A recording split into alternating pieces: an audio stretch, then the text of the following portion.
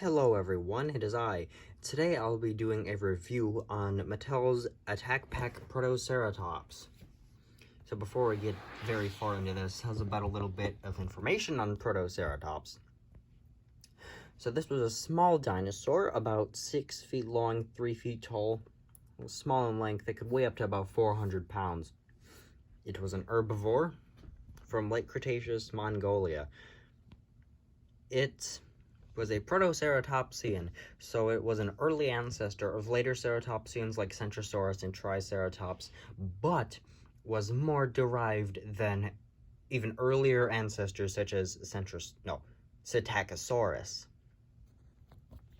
Being a Protoceratopsian, it had a little bump on its nose in place of a nose horn, no horns over the eyes, and a hornless frill. However, this frill here was used for the same reasons its later relatives had them: defense, display, and intimidation.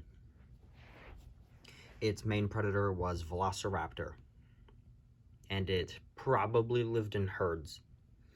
So there, dinosaur info out of the way. Let's get into the review itself now. So this is a medium-sized dinosaur. It's overall a pretty decent model.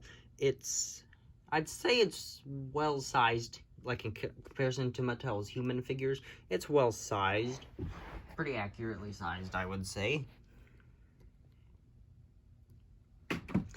It has actually pretty decent detailing. This being one of Mattel's earliest dinosaur models, they don't do a lot of detailing, or they didn't do a lot of details well back then. This guy would have been a 2018 animal, but for 2018 it's actually decently detailed. The legs have some scaling, but overall feels pretty smooth. The main body here is okay. There's some texture, but it's mostly more of a visual thing. The tail has a little ridge or hump here that in real life would have used to store fat, and so there's that. See, the tail itself actually has some of the most detail on the entire figure. The head is overall pretty well detailed as well. The fenestrae here, or holes in the skull, aren't very well detailed. Like, there's lack of scales. However, the dip that goes from the skull into the fenestrae is notable. Same with the fenestrae here in the snout and over the eye area. The overall detail is okay on the head. It's best back here in the back of the frill, right here where the scales are particularly large, and in the back of the frill where they're very well done.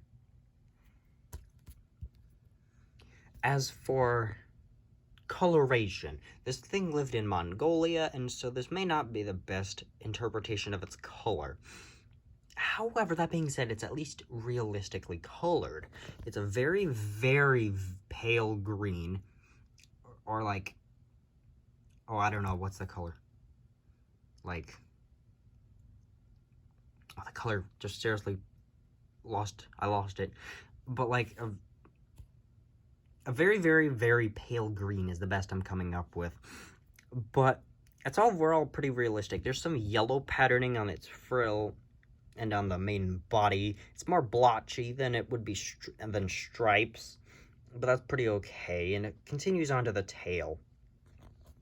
There's no particular counter shading. It's all the same shade of pale green. The beak is a lighter, well, no, the beak is darker, being a gray color, and the eye is just like a very, very light green. Well, darker green than the main body here, but like a light green, and the pupil is just the same color as the main body. So the eye, good color, but the pupil isn't necessarily the best. As for articulation, all 4 legs are capable of moving in a complete 360 circle. I just don't do it because I don't want to break it. But all legs can move. There is the Jurassic World logo, or the Jurassic logo, I guess, and there's the scan code for the Jurassic World Facts app. which is free to purchase. The tail can twist, which I'm not entirely sure as to why, but it can. This isn't how it would work in real life. The vertebrae would go from here to here somehow. But yeah, it can twist.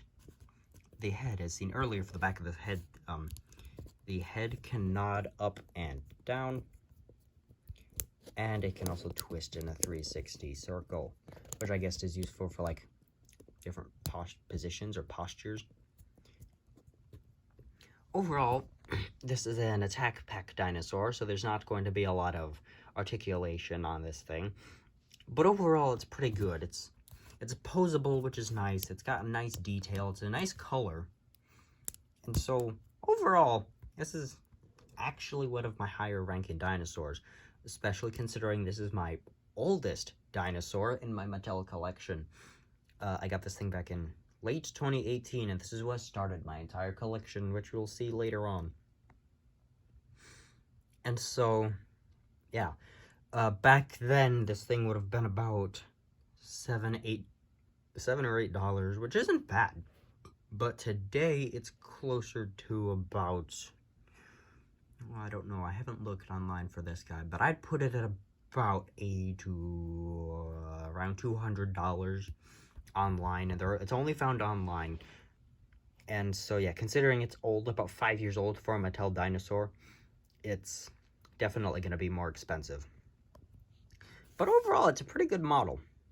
And so yeah, this is the Attack Pack Protoceratops. And well, yeah, just hope you enjoyed, and I will see you next time. Goodbye.